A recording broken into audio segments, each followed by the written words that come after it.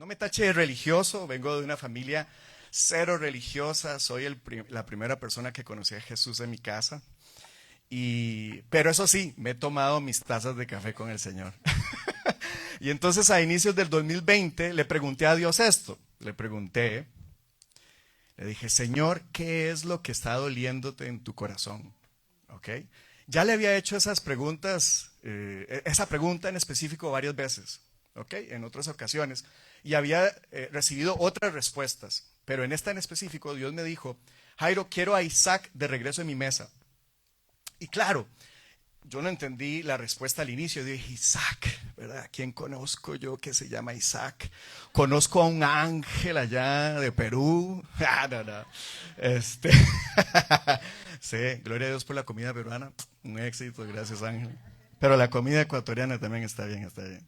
Ah, para no hacer rivalidad con la esposa. Conocí a algunos Isaacs en la iglesia, entre grupos de amistad, pero como Isaac de vuelta a la mesa. Y entonces, allá en Costa Rica tenemos un dicho que es que a veces nos cae tarde la peseta. Nos cuesta un poco a veces entenderlo al inicio y especialmente a los hombres, mujeres. Por favor, tengan paciencia con nosotros, tengan misericordia, por favor. Alejandra me lo repite N cantidad de veces y yo, ¿cómo es? ¿Qué era? Bueno, y entonces Dios tiene esa paciencia con uno, gracias a Dios. ¿Cuántos se alegran de que Dios es paciente? Sí, uf, qué paciente es el Señor. Y en especial conmigo. Y entonces, luego de varias ocasiones donde Dios me trató de explicar qué es esto, logré interpretar que me estaba hablando específicamente del pueblo de Israel. Ok, el pueblo de Israel, ¿qué es esto? Y entonces comencé a investigar, antes de ChatGPT, por cierto, comencé a investigar que Israel era una nación no alcanzada, que a pesar de que Jesús salió de Israel, que nació en Belén, que se crió en Nazaret, que muere y resucita en Jerusalén, el pueblo judío aún al día de hoy rechaza a su propio Mesías. ¿Ok? Y entonces menos del 1% de la población en Israel reconoce a Jesús o cree en Yeshua, como le dicen en hebreo, ¿verdad? Y entonces yo entiendo todas estas cosas. Me llevó un año entender ese llamado de Dios y me llevó también ese mismo año darle mi sí, porque a veces cuesta decirle sí a Dios o solo a mí. Bueno, oren por mí porque a mí a veces me cuesta decirle sí a Dios. Yo sé que todos ustedes le dicen sí de una vez. Y entonces, ¿verdad? ¿Verdad? Porque realmente, yo amo Costa Rica. Realmente mi país es lindísimo. La gente es maravillosa y yo servía en mi iglesia. Me encantaba servir a mi comunidad, a los jóvenes adultos. Pasaba metido en bodas, yo los pasaba casando. Tenía discípulos y entonces estaba apoyando a mis pastores allá en Iglesia Oasis en Costa Rica por 16 años trabajando con jóvenes adultos y mi vida era esa, servir al Señor, obviamente mi familia, ¿verdad? Mi profesión y, y estaba muy bien mi vida en Costa Rica. Pero el Señor me mostró este dolor en su corazón, un profundo dolor que no me permitió seguir con mi misma vida, que me movió, me conmovió mis entrañas. Sí, es que a veces nosotros oramos, ¿verdad? Señor, hágase tu voluntad y no la mía. ¿Cuántos han orado eso? Cuidado, cuidado. No sabemos lo que eso puede implicar en ocasiones. Y entonces, bueno, a su servidor, Dios le pidió entregar su vida en Costa Rica. Lo entregué. Sinceramente, pasé unas semanas triste. Allá decimos ahuevado. Sí, tristes, pero perdón si en algún país es algo malo, perdón, ¿verdad? Pero bueno, yo tengo mi conciencia muy tranquila. Muy triste. Y entonces, me dolió. Pero a las semanas me vino como esperanza, expectativa, ¿verdad? De lo que va a venir a Israel.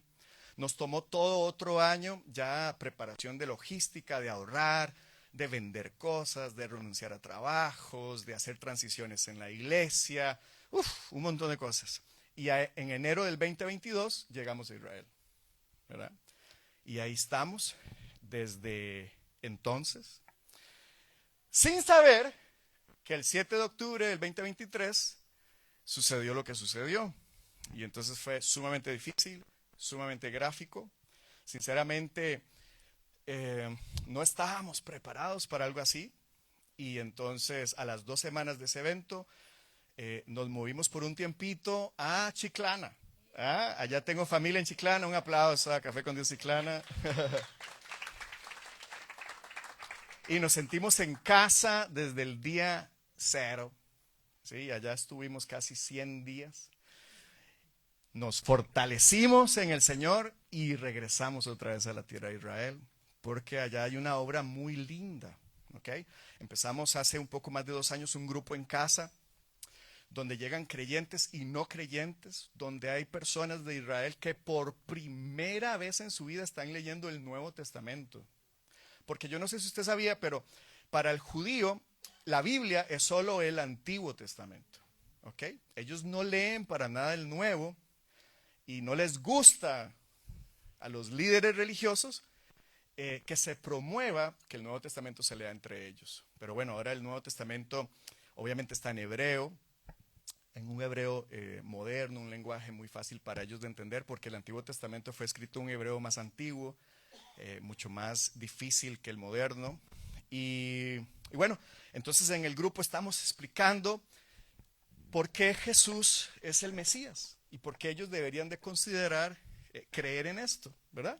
Y entonces es un proceso de mucha paciencia, de mucho amor, de muchas preguntas, de muchos debates, de mucha oración, de mucha dependencia en el Señor, porque si me he sentido en ocasiones insignificante, ha sido en este tiempo, que me he sentido así pequeñito, donde yo digo, Señor, esto que estoy haciendo aquí, siento a veces que, ¿verdad? Pego con pared, ¿verdad? Como que no veo este gran resultado, este gran fruto. Y entonces el Señor me recuerda, Jairo, yo soy el que te llamé, yo soy el que veo tu esfuerzo, vamos, ¿verdad? Y entonces yo, ok, aquí voy otra vez, ¿verdad? Y Dios le levanta a uno el ánimo. Y quiero enseñarles rápidamente, porque esto no es lo que quiero enseñar, pero quiero enseñarles en Romanos capítulo 9, que el apóstol Pablo, ¿cuántos saben quién es el apóstol Pablo? ¿Sí? ¿Todos conocen quién es el apóstol Pablo? Bueno, para los que no saben, es este gran autor del Nuevo Testamento, ¿sí? Es el que escribe la mayoría de las cartas que están en el Nuevo Testamento. Y él era judío, que llega a creer en Jesús. Y entonces él dice en el versículo 1 del capítulo 9, verdad digo en Cristo, no miento, y mi conciencia me da testimonio en el Espíritu Santo que tengo gran tristeza y continuo dolor en mi corazón, ¿verdad?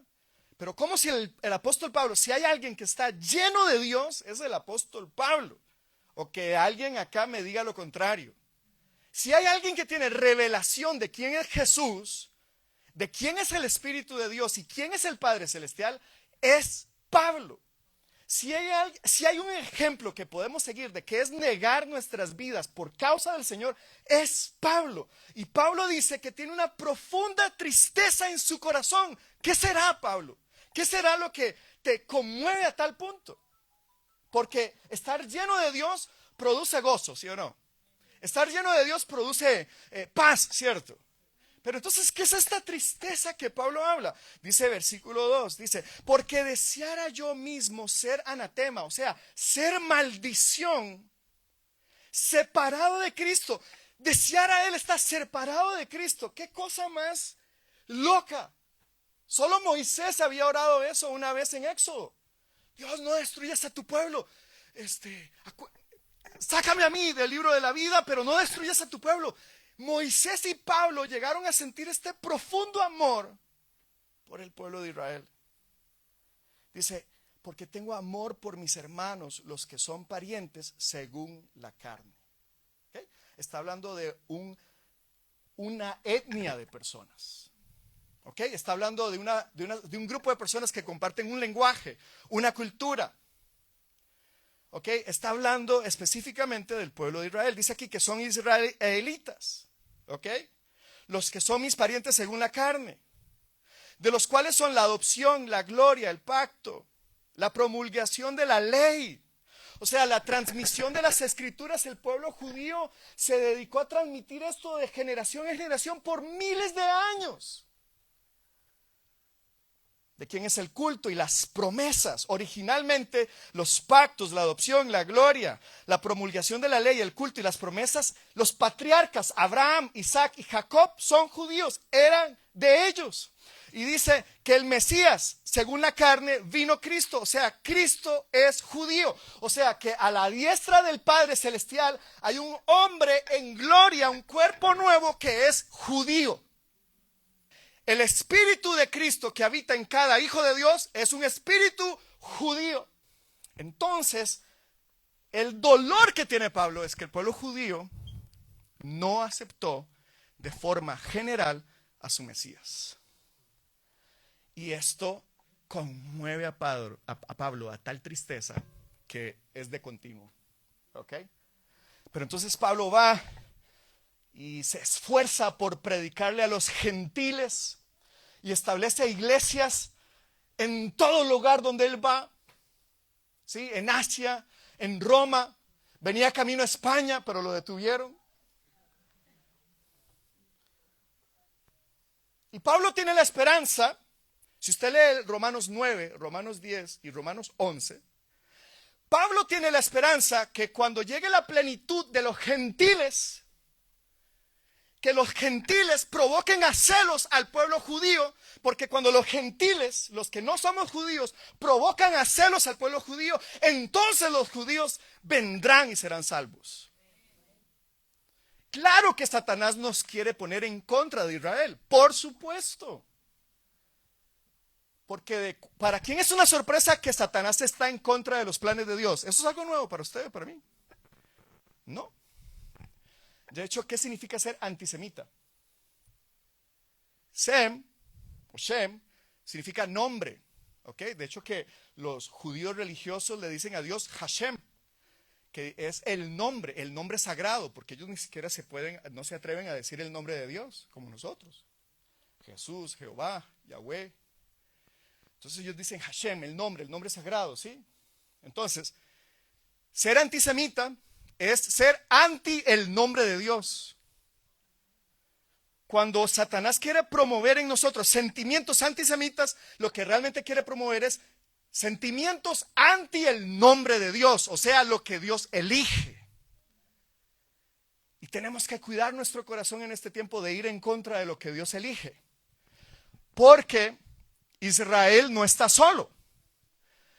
También los hijos de Dios, aunque no seamos judíos, que hemos sido incluidos ahora en el plan de redención de Dios también, ¿sí? Satanás también está en contra de los que Dios ha elegido. Y entonces para nosotros no debería ser ninguna sorpresa que este mundo y esta sociedad quiera hacer todo el esfuerzo por convencernos de que no puede ser que Israel sea la nación elegida, no puede ser que Dios tenga un plan con el pueblo judío, esto y lo otro, ¿verdad? Toda la controversia. ¿Ok? Ahora, no con esto yo estoy diciendo que estoy a favor de todo lo político y todas las decisiones que el gobierno israelí está tomando, pero lo que sí sé es que a Dios le duele su pueblo. Lo que sí sé es que Dios tiene planes con el pueblo judío. Lo que sí sé es que apenas más o menos unos 30,000 a 50,000 judíos en Israel creen en Jesús, pero estamos orando y esforzándonos para que sean más. Porque la redención del pueblo judío va a significar poder de resurrección de los muertos, de acuerdo a la Biblia. O sea, va a ser algo glorioso. Porque si la separación o endurecimiento de ellos significó que nosotros fuéramos reconciliados en el plan de Dios, ¿cuánto más será también la salvación del pueblo judío? Y entonces, me tomo el atrevimiento de explicar un poquito esto, porque estamos allá entonces en el grupo, explicando pasos muy sencillos sobre quién es Jesús, ¿verdad? Para la gloria y honra de Dios. Algunas personas ya judíos también, han decidido por Jesús. Hemos bautizado a algunos en agua, ¿sí? Hace más de un año también abrimos un grupo de discipulado, entonces estamos ya también discipulando a algunos allá, ¿sí? Y hoy, como fruto de esto, me acompaña mi amigo David, ¿verdad? Que él llegó al grupo hace más o menos un año y está siendo discipulado y fue bautizado en aguas y ahora cree en el Señor. ¿Qué les parece? Le damos un fuerte aplauso al Señor.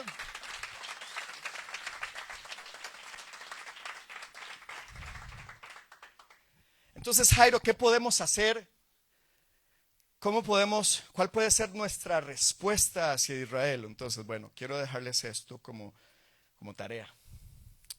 Romanos 10:1 dice: hermanos, ciertamente el anhelo de mi corazón, dice Pablo, y mi oración a Dios por Israel es para salvación. Entonces, apóyenos en oración. Oremos que el pueblo de Israel reconozca a Jesús como su Mesías, porque solo así podrá ser salvo. Amén.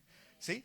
Y tratemos de involucrarnos de alguna manera también con ministerios o personas, o de alguna manera apoyar que el evangelio se propague por allá. Orar y también actuar de cierta manera para que el evangelio también sea escuchado por más personas en Israel. ¿De acuerdo? Así que les dejo eso ahí en su corazón. La enseñanza de esta noche se llama Jesús en casa. ¿Ok? Jesús en casa. Y hay unos versículos en Marcos capítulo 11 que me van a permitir introducir el tema. Marcos 11, versículos 15 al 17 para los que están anotando, los que quieren leer conmigo. Jesús se aparece en el templo en Jerusalén y dice que él entra y Jesús se enoja. ¿Ok? No es pecado enojarse, ¿de acuerdo? Entonces Jesús se enoja y comienza a echar fuera todos los que vendían y compraban en el templo y volcó las mesas de los cambistas. Oiga qué escena. En el Evangelio de Juan dice que él mismo se preparó, ¿cómo le dicen aquí? Un látigo, muchas gracias. Un látigo. Él mismo preparó un látigo y empezó a sacar a la gente con el látigo. ¿Ok? Mi esposa es psicóloga. Y yo le dije, Ale, ¿cómo usted interpretaría esta acción de Jesús? Y me dice Alejandro, estaría complicado. Estaría complicado. Y yo, o sea, usted ve a alguien ahí con una faja, un cinturón, un látigo, sacando gente, ¿usted qué piensa? ¿Verdad? Pues Jesús estaba haciendo esto, volcó las mesas, sacó todo el mundo, los animales, ovejas, bueyes, palomas. Y dice Jesús, no está escrito, mi casa será llamada casa de oración para todas las naciones. ¿Cuántas naciones? Todas. En español, en hebreo, en árabe, en mandarín, en catalán. Todas es todas. Para todas las naciones. Mas vosotros la habéis hecho cueva de ladrones. ¿Ok? Jesús une en este pasaje dos profecías. Una en Jeremías y otra en Isaías. Para los que quieren ahondar más es Jeremías 7:11 e Isaías 56:7. ¿Ok? Pero por factor de tiempo no los voy a leer hoy. Y entonces Jesús reclama esto porque no saben lo que pasó. Resulta que 3 veces al año los judíos alrededor del mundo y en Israel tenían que ir a Jerusalén por las fiestas. ¿Ok? Y entonces era época de la Pascua. Y ellos tenían que ir a presentar una ofrenda delante de Dios que era según el estatus económico. Si era una familia más de escasos recursos, presentaba una paloma. Y si usted era más de una capacidad económica mayor, podía presentar una oveja o un buey. ¿Ok? Y tenía que dar medio shekel para el templo. Entonces habían cambistas y habían personas que tomaron la decisión mala, por no decir otra cosa, de ponerse a vender animales en el patio exterior del templo. ¿Ok? Era en ese patio exterior hasta donde podían llegar todos aquellos que no éramos judíos. ¿De acuerdo? Recuérdense que la intención de Dios es que su casa sería llamada casa de oración ¿para cuántas naciones? ¿Solo para Israel? ¿Para cuántas naciones? ¿Solo para los judíos? ¿Para cuántas naciones? Para todas. La intención original de Dios es que la casa de Él fuera para todas las naciones, no solo para Israel. Y entonces decidieron los líderes religiosos ponerse a vender animales para el sacrificio y poner ahí las mesas de los cambistas en el patio exterior donde llegaban todos los gentiles, todas las naciones a tratar de conectarse y orar con Dios, y se convirtió en un mercado eso. Se convirtió en una cueva de ladrones. Y para ponerle el contexto, en aquella época Jesús a lo que se refería era que los ladrones se aprovechaban de los peregrinos que pasaban por los desiertos o las montañas a lo lejos y iban subiendo para Jerusalén, y entonces los asaltaban en el camino. Y adivinen dónde se escondían los ladrones.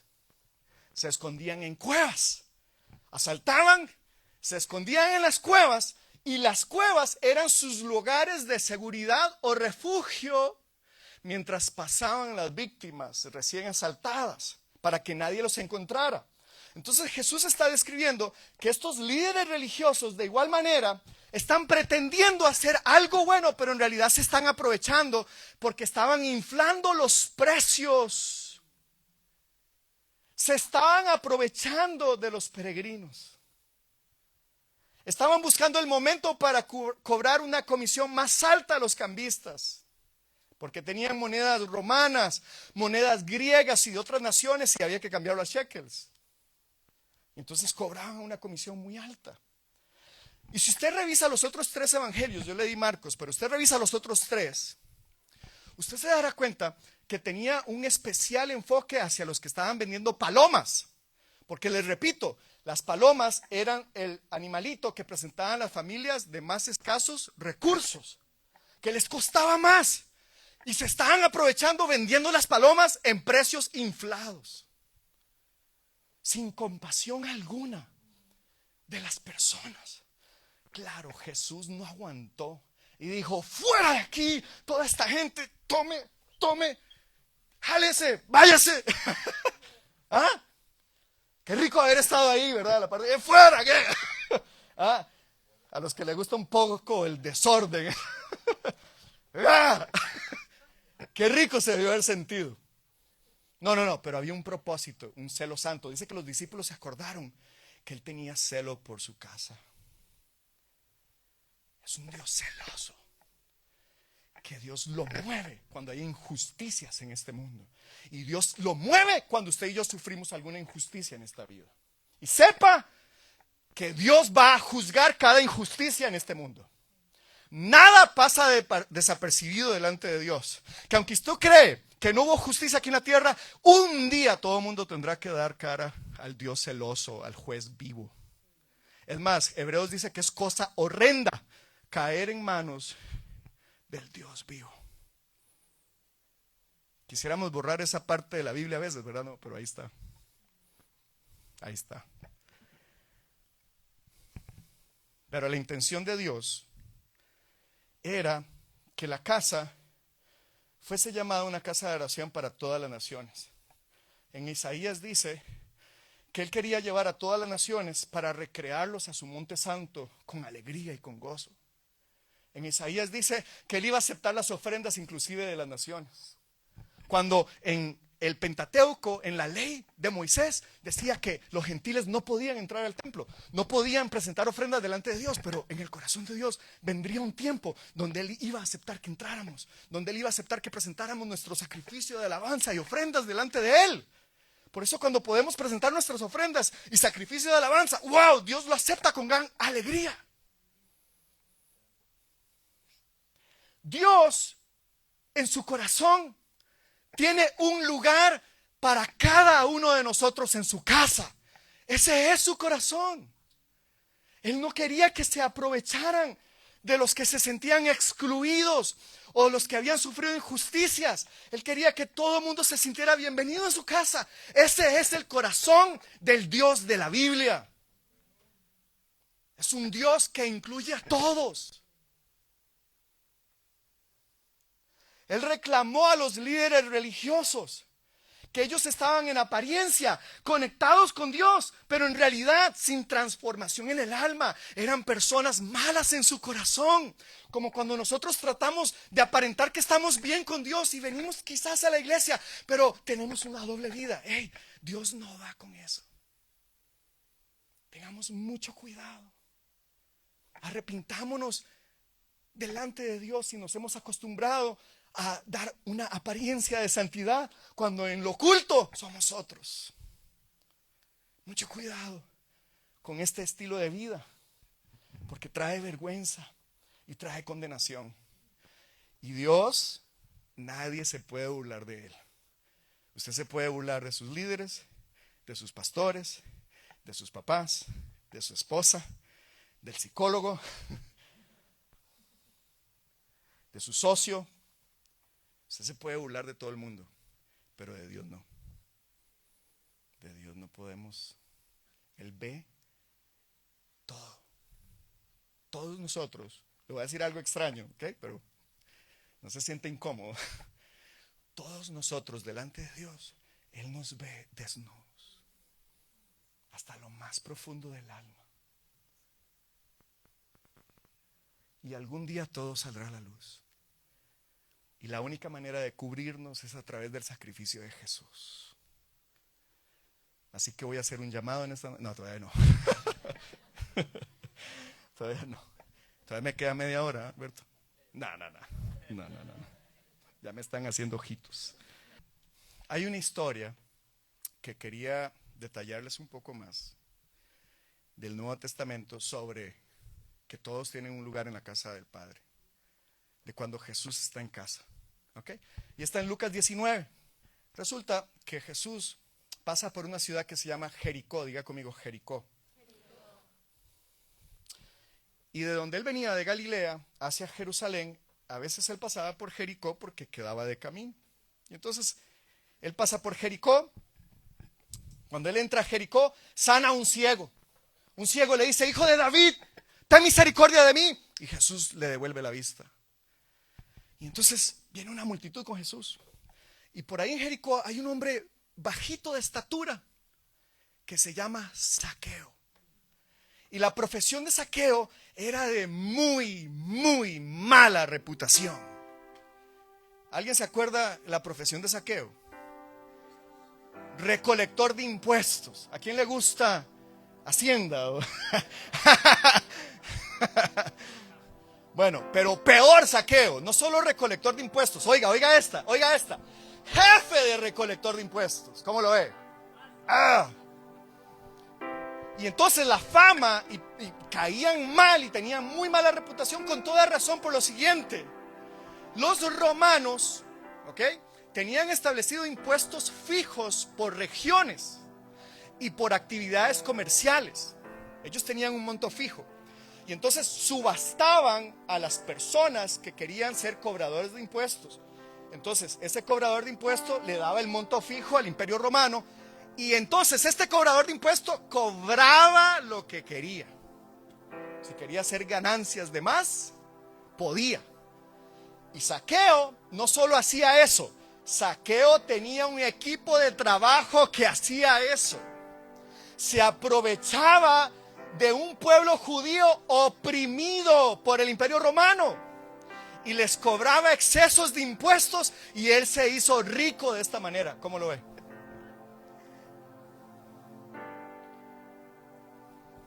Saqueador. Aunque ahora le voy a decir qué significa saqueo. Eso significaba que Zaqueo era un rechazado de la sociedad judía, que nadie lo quería en la sinagoga, que nadie le hablaba. Es más, ¿quiere que le diga el sobrenombre que tenía Zaqueo? Le decían perro romano traidor. Así le decían a los cobradores de impuestos. Perro romano traidor. Ni lo miraban. Era un excluido de la sociedad. Tenía una etiqueta muy mala Zaqueo. Y entonces Zaqueo se da cuenta, dice la historia, que viene Jesús con una multitud. Y seguramente Zaqueo escucha que viene un rabino que se sienta con pecadores. Hay un rabino que tiene pasión por sentarse a la mesa con aquellos que no merecen sentarse al lado de él, pero este rabino quiere sentarse con aquellos que tienen mala reputación. Y entonces Zaqueo, escucha esto seguro, se sube a un árbol frondoso pero bajito, que era un sicómoro. Se sube Zaqueo, él piensa que nadie lo está viendo. Entonces Zaqueo ve, anticipa Zaqueo que va Jesús pasar por acá. Nada tonto Zaqueo, no se queda excusado de que él es bajito porque no puede ver a Jesús. Otro dice, no voy a ver a Jesús, ¿verdad? O sea, Dios me hizo pequeñito, fijo es que Dios no quiere que yo vea a Jesús. Se sube. Para sorpresa de Zaqueo, Jesús va ahí y hace, ¡hey, Zaqueo! Bájese de ahí, rápido, que hoy me quedo a dormir en tu casa. Y me Zaqueo, escondido, ¿no? A mí. Y dice la palabra de Dios que Zaqueo se baja rápido, con gozo, y recibe a Jesús, y se arma este banquete en la casa.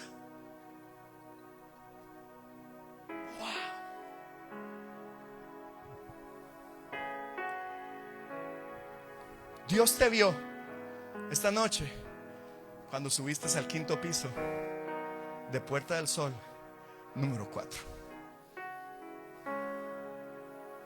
Dios sabe exactamente la situación que estás atravesando en este día. Para Él no estás en el anonimato.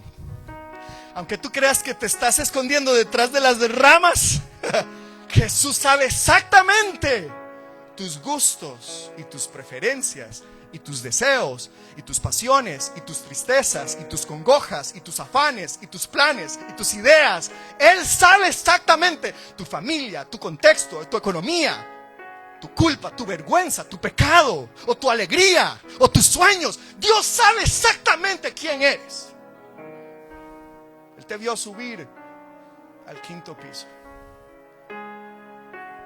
Pero él también le dijo a Zaqueo, Zaqueo, desciende, date prisa, porque hoy me quedo a dormir en tu casa.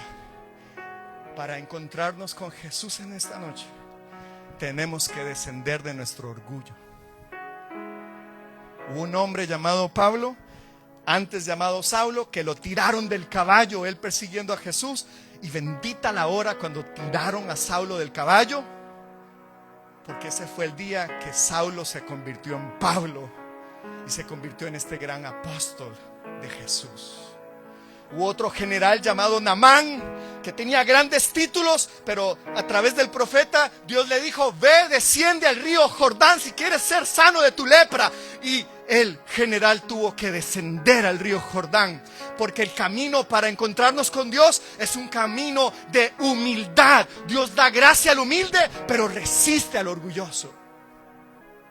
Comenzaron a murmurar en el pueblo, ¿cómo si es rabino, se queda en la casa de un hombre pecador? Claro, ¿quién no diría lo mismo hoy? Si Zaqueo tomó malas decisiones, robó con toda intención, él se jactaba de quién era.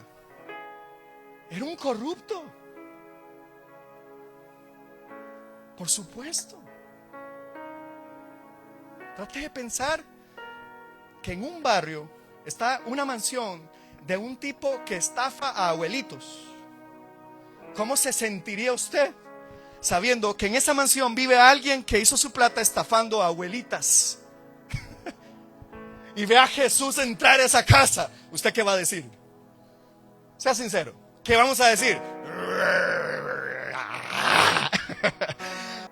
Pero Jesús, muy lindo de él, no le importa tanto nuestra opinión.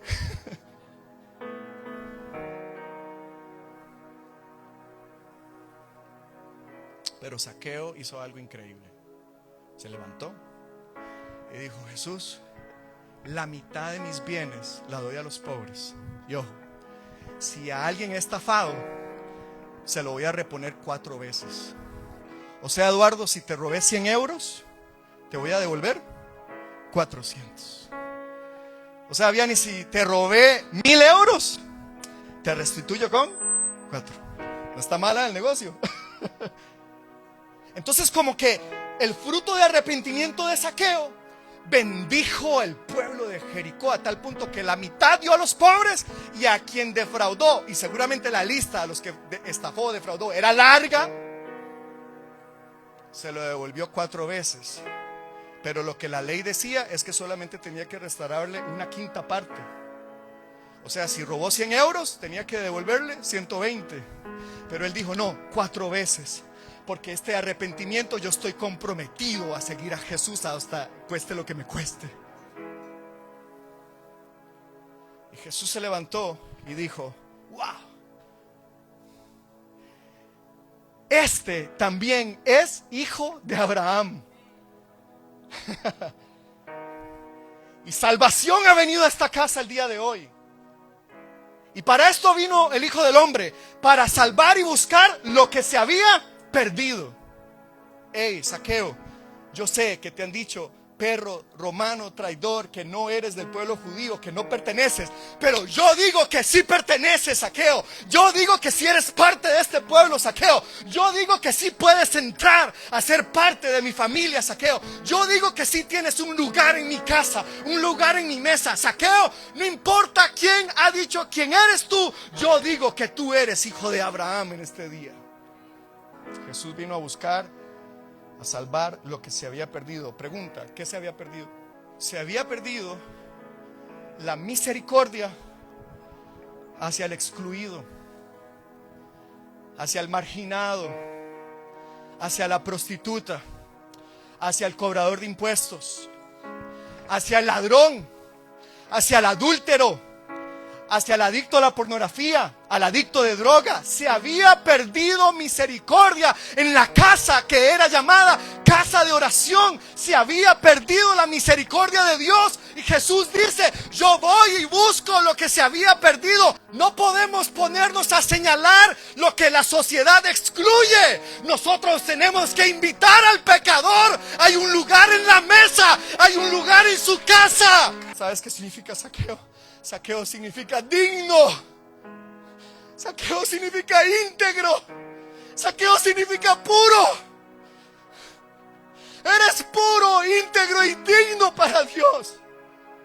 Eso eres delante de sus ojos. Por eso Él dio su vida en la cruz del Calvario, para que tú te sientas digno en su casa por el sacrificio del Hijo de Dios. Por eso termino con esto.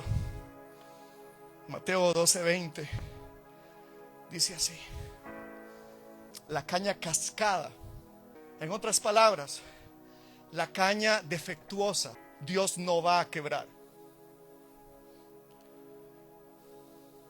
Eso dice Dios en su palabra.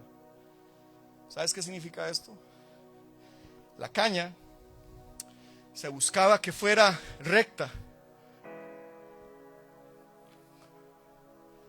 para fabricar un instrumento como la flauta.